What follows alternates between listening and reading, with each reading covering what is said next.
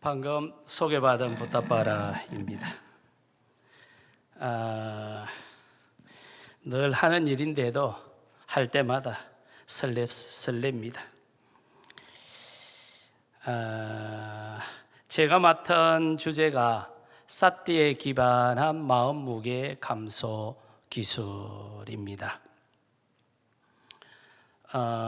이 사띠라는 말은 부처님이 보리수 아래서 최상의 깨달음을 정득할 때 사용한 기술입니다. 그리고 이 기술은 부처님이 창안한 것은 아니고요, 인도의 고래로부터 전해져 내려왔다라고 합니다. 단지 부처님이 최고 단계까지 이 기술을 완성했습니다. 그러고는 팔정도 수행 체계로 정립을 했던 거죠. 그리고 부처님 이후에 아마 부처님이 성취했던 그 단계까지 가신 분은 그렇게 많지는 않았던 것 같습니다. 그리고 부처님 인멸한 이후에 어떤 의미에서는 이 기술은 사라져버리게 됩니다. 그러다가 한 400~500년 주기로 한 번씩 발견이 됐다가 또 사라졌다 그리합니다. 그러다 최근에 한 5~60년 정도 전에 다시 이 기술이 대중들의 주목을 받게 됐고, 특히 미국을 중심으로 이 기술을 활용하는 분들이 많이 등장을 하면서 대중화가 됐습니다. 일반적으로 이 기술을 미국에서 활용을 할 때 마인드풀니스라고 했는데, 최근에는 마인드풀니스로 영어로 번역하기보다 원어로 바로 쓰자 하는 운동이 훨씬 많이 일어나고 있습니다. 가령 요가 같은 경우는 프랙티스나 엑서사이즈라는 용어보다는 요가 이렇게 바로 쓰지 않습니까? 그러면 수행도 다양한 용어를 사용을 합니다만 그냥 사띠 이렇게 하는 게 훨씬 더 깔끔합니다. 그러다 보니 최근에 이 기술의 이름을 마인드풀니스라기보다 사띠로 쓰자라는 운동이 점차 대세로 접어들고 있습니다. 그래서 이 시간에 저도 마인드풀니스라는 용어보다는 사띠라는 용어가 훨씬 더 직접적인 표현이다 해서 사띠라는 용어를 사용하겠습니다. 이 사띠를 활용을 해서 마음 무게를 감소시킬 수 있나 하는 부분이 오늘 제가 담당할 주제입니다. 어쨌든 여러분도 마찬가지고 저도 마찬가지고 좀 불편하지 않았으면, 좀 더 행복했으면 하는 게 생명 가진 존재들의 지상 최대의 과제 중에 하나입니다. 생명 현상이 안정기에 접어들면 그 다음부터는 좀 더 불편하지 않고 좀 더 행복한 단계로 옮겨가려고 하죠. 불교 운동도 여기서부터 출발했던 것 같습니다. 행복으로 옮겨갈 적에 우리는 다양한 도구를 사용을 해서 행복으로 가려고 합니다. 어떤 사람들은 접촉을 통해서 행복으로 가려고도 하고, 어떤 사람들은 접촉에서 벗어나서 행복으로 가려고 하고, 또 어떤 사람들은 즐거움을 추구해서 행복으로 가려고 하기도 하고, 어떤 사람들은 괴로움을 제거시켜서 행복으로 가려고 합니다. 그런데 부처님 같은 경우 이 수행 운동을 시작을 하면서 접촉을 통해서 행복으로 가는 것보다는 접촉에서 벗어나서 행복으로 가는 게 좋다. 그리고 즐거움을 추구해서 행복으로 가기보다는 괴로움을 제거시켜서 행복으로 가자라고 생각을 했고, 우리가 경험하는 모든 고통의 뿌리는 무지다라고 규정을 합니다. 그래서 이 고통으로부터 벗어나려고 하면 무지를 타파해야 된다. 그래서 올바른 지식을 통해서 행복으로 가자. 이게 부처님이 생각했던 행복으로 가는 방향이었습니다. 중앙경 무쟁분별경에 보면 부처님은 선언을 합니다. 접촉을 통해서, 오용락을 통해서 행복으로 가는 것은 좀 분명히 즐거움이기는 하지만 좀 탁하다, 질이 낮다라고 봤습니다. 그렇기 때문에 수행을 통해서 접촉을 벗어나서 맑은 행복을 추구하자. 이게 내가 수행 운동을 하는 핵심 키워드다. 이렇게 이야기를 합니다. 많은 사람들은 우리가 불교를 만나거나 수행을 하실 때 즐거움을 추구한다라는 주제가 낯설기도 합니다. 대개 괴로움으로부터 설명을 하기 때문에. 그런데 부처님은 아니야. 우리가 수행을 하는 것은 즐거움을 추구하는 거야. 단지 질이 낮고 탁한 즐거움을 추구하면 그 즐거움은 접할수록 더 갈증이 생겨. 그러나 수행을 통해서 접촉으로부터 벗어나서 맑은 행복을 한번 경험해봐. 그러면 삶의 질이 확실히 달라져. 이렇게 이야기를 합니다. 근데 이 괴롭다 또는 정신적인 괴로움, 이런 부분들에 대해서는 지역이나 시대나 특정한 직업에 따라서 다양하게 표현을 하고 있습니다. 마음무게라고도 표현을 할 수도 있고, 스트레스라고도 표현을 할 수 있고, 행복하지 못한 느낌이라고도 표현할 수 있고, 불만족한 느낌이라고도 표현을 할 수가 있습니다. 아마 모르기는 해도 구글 검색창이나 네이버 검색창에 가서 아마 작년, 재작년 검색어 1위가 거의 그 상위권에 있는 검색어들은 예외 없이 스트레스가 가장 많이 검색이 되는 단어 중에 하나라고 합니다. 스트레스를 검색을 한다는 것은 스트레스를 많이 받는다라는 측면도 있지만, 다른 측면에서는 어떻게 하면 스트레스부터 탈출할 수 있을까 하는 게 더 주제이기도 할 겁니다.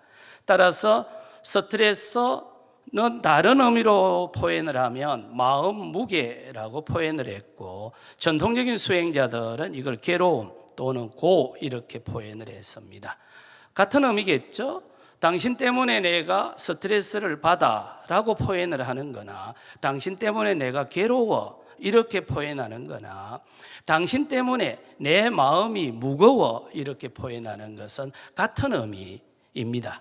따라서 여기서는 마음 무게라는 표현으로 동의를 하도록 하겠습니다. 사티라는 도구를 통해서 구체적으로 어떻게 마음 무게를 감소시킬 수 있노 하는 겁니다.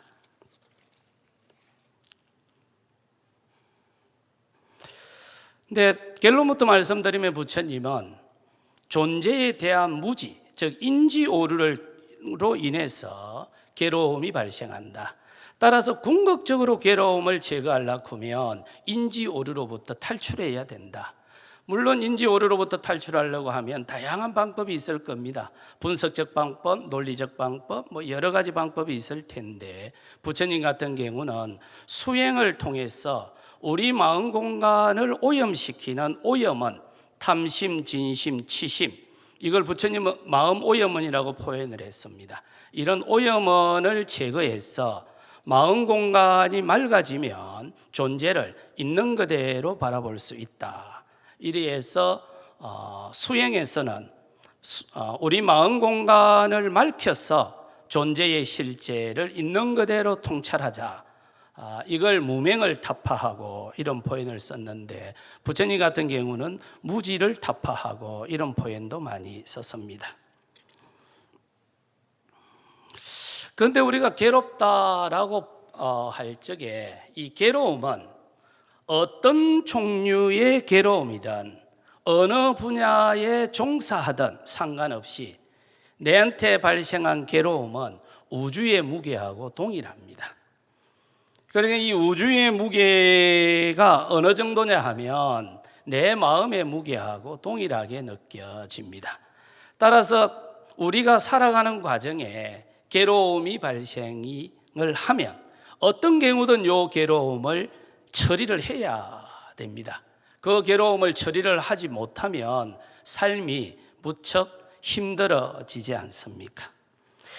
그런데 이 마음을 다룰 때는 일반 물질하고 마음이라고 하는 현상이 갖고 있는 특성이 좀 다릅니다. 일반 물질은 우리가 너무나 잘 알고 있죠. 그런데 마음은 우리가 너무나 잘 알고 있으면서도 그 특성에 대해서 이해가 조금 부족할 수도 있습니다. 현대 자본주의 사회에서는 어떤 제품이든 우리가 사용하고 있는 거의 대부분의 제품들은 생산자와 소비자가 분리돼 갖고 있죠.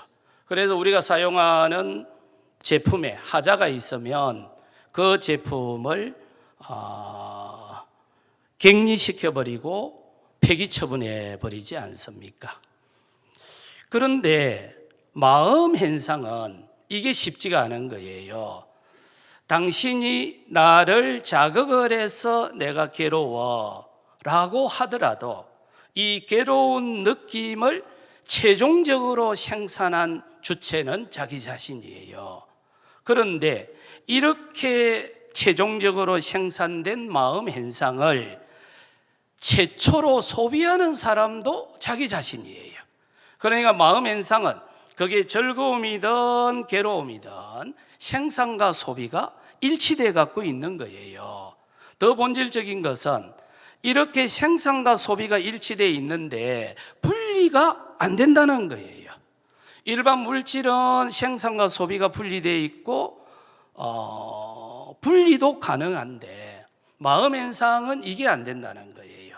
더 본질적인 것은 우리가 죽는 그 순간까지 마음 현상은 끊임없이 생멸한다는 거예요. 이런 특성을 갖고 있는 마음을 다룰 때는 그 수준이 높든지 낮든지 어떤 방식이든 마음을 관리할 수 있는 기술 하나 정도는 가지고 있어야 된다. 이게 아마 불교 수행운동의 출발점이었지 않나 싶습니다.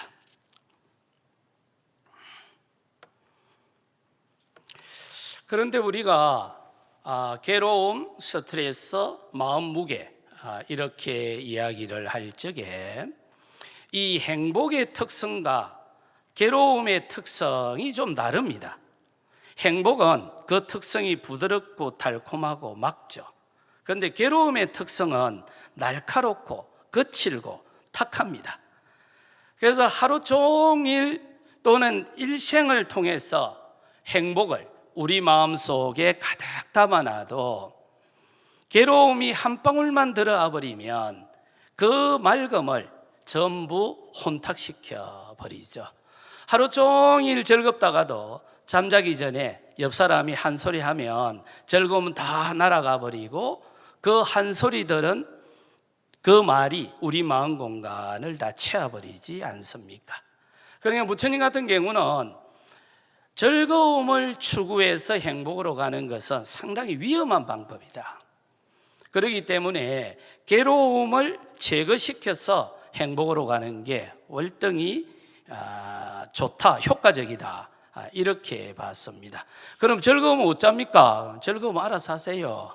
괴로워 죽는 사람은 있어도 즐거워 죽는 사람은 없습니다. 이게 병원하고 놀이동산의 차이이기도 합니다. 놀이동산은 처음부터 즐거움을 제공해 주겠다 이렇게 시작을 했죠. 근데 병원은 처음부터 괴로움을 제거시켜 주겠어 이렇게 시작을 했었죠. 수행이 별로 재미가 없는 게 바로 이 지점입니다. 그래서 수행은 별 재미가 없습니다. 처음부터. 수행이 재미있다 보면 그 사람이 좀 이상한 사람일 겁니다. 수행은 처음부터 정신적인 괴로움을 제거시켜 주겠어. 당신이 살아가는 과정에 괴로움이 문제가 돼. 그래서 그 괴로움을 제거시켜 주겠어. 이렇게 출발을 했기 때문입니다. 그런데 오늘날 명상 쪽, 특히 응용을 하는 쪽에서는 즐거움을 많이 제공해 주는 프로그램들이 많지 않습니까? 아마 이 지점이 부처님이 생각했던 거하고는 조금 차이가 있지 않나 싶습니다.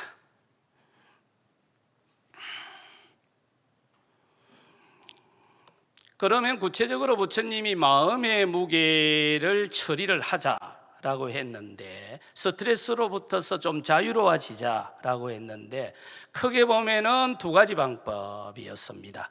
하나는 올바른 삶을 획득해서 괴로운 상황으로부터서 탈출하자, 인지오류를 극복하고 괴로운 상황으로부터 탈출하자라고 했는데, 이 올바른 암, 불교 전문 용어로는 지혜가 되겠죠. 이거는 어떤 의미에서는 화학적 방법입니다. 그런데 이거는 기술을 걸 수가 없습니다. 그래서 부처님은 선언적 의미로서 말씀은 계속 하셔도 이 구체적으로 지혜를 어떻게 획득할 겁니까? 라는 데서는 기술을 사용을 하고 있지 않습니다. 두 번째로는 물리적 방법을 통해서, 이 물리적 방법을 일반적으로 삼매라고 합니다. 혹시 전통적으로 절에 다니시는 분들은 삼매력이라는 용어를 많이 쓸 텐데, 이 삼매력이라는 말이 마음 압력입니다. 이 마음 압력을 통해서 기억 정보와 결합해 있는 탐심, 진심, 치심과 같은 노폐물을 분리하고 제거할 수 있다. 이게 이제 수행운동의 핵심입니다. 오늘 설명해 드릴 것도 바로 물리적 방법, 즉 마음 압력을 통해서 마음 무게를 감소시킬 수 있는 부분을 설명해 드리도록 하겠습니다.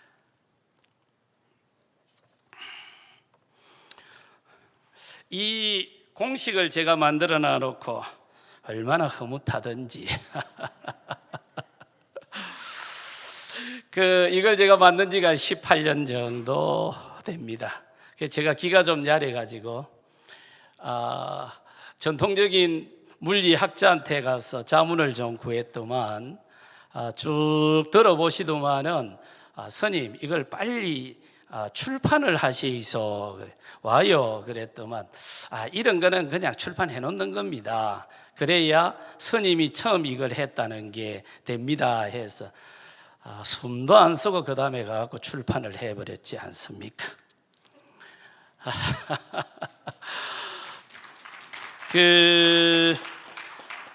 마음 무게는 기억 무게에 마음 근육의 탄력성에, 즉 사띠와 기억 무게의 역관계 속에서 결정된다. 이게 팔만대장경 전체를 부처님이 45년 동안 수행을 설명했던 핵심 키워드였습니다. 그걸 저렇게 도표로 하나 만들어 봤습니다.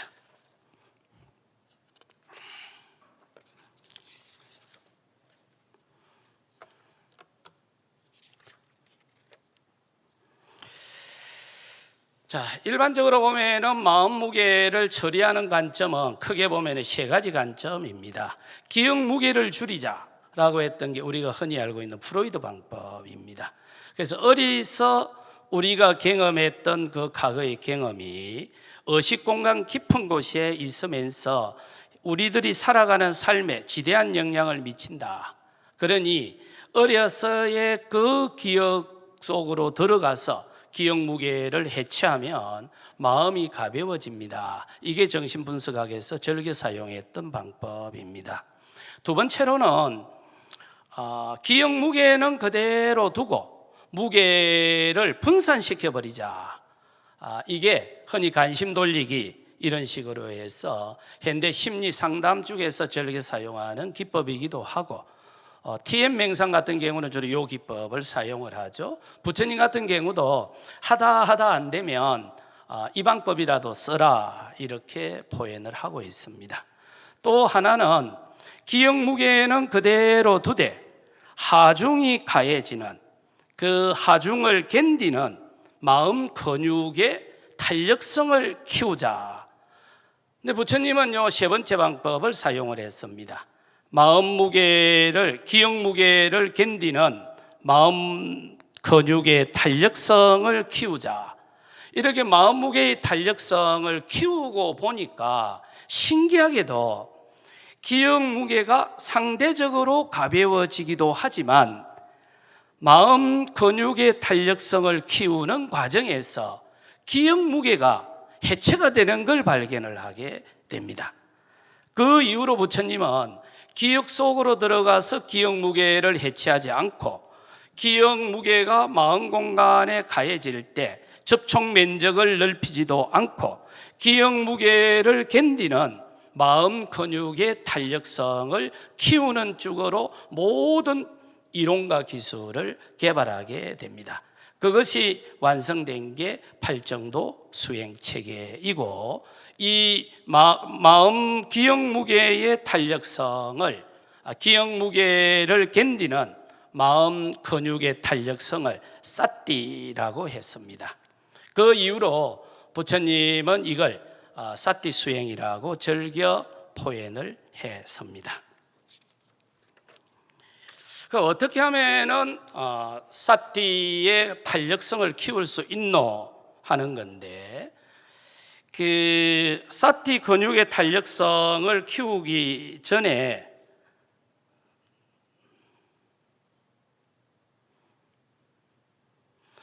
마음이 갖고 있는 특성을 이해할 필요가 있습니다. 마음은 사이버 공간과 같습니다. 그리고 그 사이버 공간에는 외부로부터 데이터가 들어올 때 데이터가 직접 들어오는 것이 아니고 데이터에 대한 이미지만 마음 공간 속으로 들어오게 됩니다. 지금 여러분들이 앉아있는 이 강당에는 여러분들이 직접 들어와 있죠. 그리고 다양한 기구들이 들어와가 있죠. 그런데 여러분들의 마음 공간 속에는 제가 직접 들어가 있는 것이 아니라 저에 대한 이미지만 들어가 가지고 있을 거예요. 요 이미지에 욕망이나 분노나 편견과 같은 마음 오염원이 결합이 돼 갖고 있습니다. 짜증날 때 있죠? 저도 살다 보면 짜증이 좀 날 때가 있거든요. 그런데 이 짜증이 날 때 구체적으로 어떤 대상에 대해서 짜증이 나는 거죠. 그냥 짜증나는 사람은 없을 거예요. 그런데 그 대상이 내 마음속으로 들어온 것이 아니라 그 대상에 대한 이미지가 들어와 있고 그 이미지에 짜증이 결합이 돼 갖고 있는 거죠. 기억은 없앨 수가 없습니다. 그런데 기억 정보에 결합해 있는 욕망이나 분노나 편견은 기억 정보하고 해체가 가능하다. 그 어떻게 그걸 해체시킬 거노? 사띠의 파워를 키우면 압력이 발생을 하는데 그 압력을 통해서 마음 근육의 탄력성을 그 압력을 가지고, 그 압력을 산매력이라고 하는데 그 압력을 가지고 기억 이미지와 결합해 있는 탐진치 삼독심을 해체할 수 있다. 이렇게 봤던 거죠. 이게 제가 최초로 만들었던 도표입니다. 기억의 구조에 대해서. 아마 기억에 대해서 많은 이야기를 할 거예요. 그런데 오늘 여러분들이 이 시간을 마치고 나서 구글 검색창에 가서 기억 구조라고 한번 쳐보시죠. 구체적으로 발견하기가 쉽지 않을 텐데 제 책에 있는 이걸 누가 올려놨더만요. 출처도 밝히지 않고 수십만 건의 검색어가 있는데 기억 구조가 어떻게 됐을까에 대해서 설명한 것이 별로 없습니다. 기억은 이미지에 욕망이나 분노나 편견이 결합되어 있다. 이렇게 봤던 거죠. 이렇게 결합되어 있는 기억 이미지와 결합해 있는 탐심, 진심, 치심을 해체를 시켜야 되는데 해체시키는 도구가 알아차림의 기능을 강화시키는 것, 두 번째는 마음 근육의 탄력성을 강화시키는 것, 세 번째는 마음 압력을 정강을 시키는 것, 네 번째로는 마음 에너지를 충전하는 것, 그리고 올바른 삶을 성숙시키는 것. 아마 지금 우리가 마인드풀리스에 기반한 맹상은 알아차린 기능만 사용할 거예요. 이 알아차린 기능만 사용을 하는데, 알아차림에 기반을 하지만 이 알아차림이 강화가 되면, 알아차림의 탄력성이 강화가 되면 마음 근육의 탄력성도 강화가 되고 마음 압력도 커지고 마음 에너지도 충전이 됩니다. 그런데 알아차림만 가지고도 맹상을 세계 상품에 훌륭하게 성공을 했지 않습니까? 그런데 만약에 알아차림을 통해서 나타나는 이런 효과, 마음 근육의 탄력성이라든지 마음 압력이 커진다든지 마음 에너지가 보충된다고 하면 맹상이 우리 실생활에 활용할 수 있는 부분이 너무나 클 거예요. 이렇게 한번 보시죠.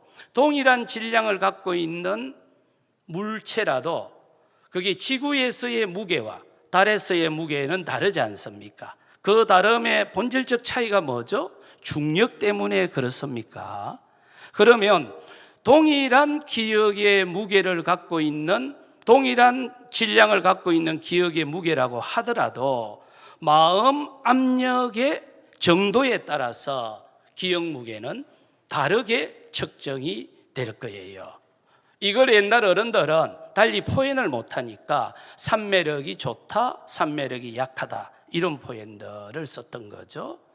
마음 에너지도 마찬가지일 거고 마음 근육도 마찬가지일 거고. 이 사띠, 마인드풀리스를 부처님은 육물갱이라는 갱에서 구체적으로 이거는 마음 근육이야 하고 규정을 해버립니다. 그런데 이런 부분들을 우리가 볼 수가 잘 없었죠. 아마 미국을 중심으로 해서 마인드풀리스, 저희들은 그냥 미국식 맹상 이렇게 표현을 합니다만, 미국식 맹상을 창안했던 분들은 이 구조를 이해를 하지 못했을 겁니다. 근데 만약 이렇게 되면 마인드풀리스, 즉 사띠의 활용 영역이 월등히 커지게 되겠죠.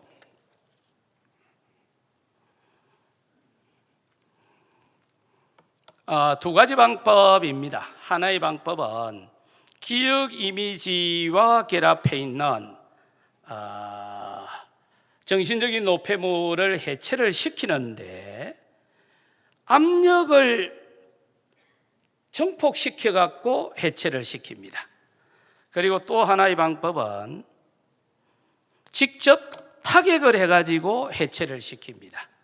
그래서 수행을 할 적에는 이 두 가지 방법을 동시에 가르쳐 주고 있습니다. 물리적인 압력을 가해가지고 기억 이미지와 결합해 있는 노폐물을 해체시키는 방법 하나, 두 번째로는 직접 타격을 해가지고 해체시키는 방법 하나. 혹시 수행하신 분들 보면 망상이 일어나면 망상하고 알아차림하라고 하죠. 이게 직접 탕 하고 치는 타격 기법입니다. 그 서양에서 특히 미국 중심으로 맹상은 이완 기법에 토대를 두는 경우가 많습니다. 기술을 개발할 적에. 그런데 부처님이 이 사띠 수행을 만들 때는 탄력 기법에 토대를 둡니다.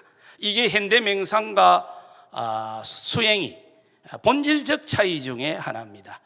어제 저희들 또 행사를 하면서 맹상음악을 들었는데 이게 너무 처지도마예요. 그런데 혹시 여러분들이 소림사 스님들 운동하는 거 보면은 처지는 것이 아니라 탄력을 이용을 하지 않던가요? 부처님은 마음 근육의 탄력성을 활용을 해서 수행을 했습니다. 주로 부처님 같은 경우에 팔정도를 갖고 수행을 하는데 특히 제7번 정념을 가지고 수행을 했었죠. 이때 반드시 기준점을 하나 정해놔라. 기준점을 정해놓고 그 기준점을 중심으로 해서 기준점을 알아차림하다가 방해하는 현상이 나타나면 망상이 일어나면 망상 원위치, 무릎이 아프면 아픔 원위치. 이렇게 하게 되면 마음 근육의 탄력성을 키울 수가 있다. 이렇게 봤던 거죠. 팔 근육의 탄력성을 키우려고 하면 역기나 아령을 들면 될 거예요. 근데 마음 근육의 탄력성을 키우려고 하면 호흡이나 아니면은 걸을 때 움직이는 발바닥 이런 것들이 전부 운동 도구가 됩니다. 이런 운동 도구를 통해서 마음 근육의 탄력성을 키울 수 있다. 이게 부처님이 생각했던 사티 기반으로 마음 무게를 줄일 수 있다라고 했던 겁니다. 자, 여기까지 제 발표하고 또 이어서 이게 뇌과학이나 아니면은 또 다른 분야에서 어떻게 사티 근육의 탄력성이 커지면 우리 신체에 변화가 올 수 있는가, 또 우리 사회에 어떤 변화가 올 수 있는가 하는 것은 또 문일수 교수님 통해서 더 듣도록 하겠습니다. 고맙습니다. 네, 부타바라스님 감사합니다.